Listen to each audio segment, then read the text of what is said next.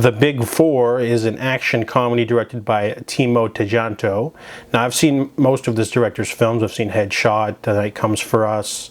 He also did another one that I don't remember. Anyways, this one is about 4 mercenaries who were adopted by a police officer of sorts. He basically trained them to become a sort of hit squad, to work outside the confines of the law. But he also had a civilian daughter as well who wants to be a cop.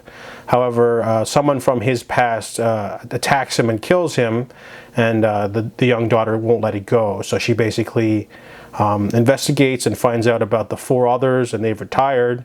However, the villains who killed her father are now after her, and they go to an island and they start trying to kill everyone. So this movie starts off with a pretty super violent, action-packed opening. So the movie kind of offers this sort of like, this is a serious action movie. There's like heads being blown off, grenades incinerating people.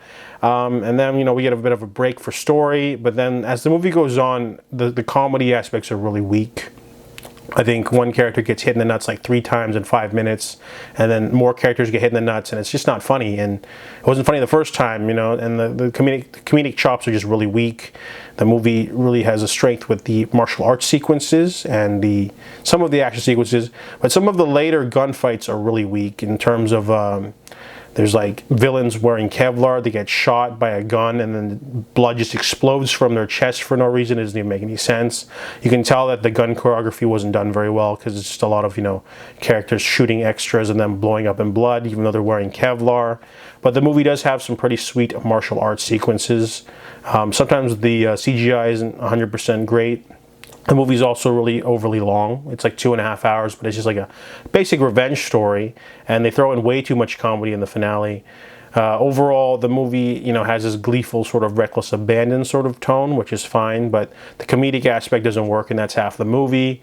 The acting's okay. It's not like particularly amazing or anything, but overall, the movie's just simply okay. It could have been a lot better.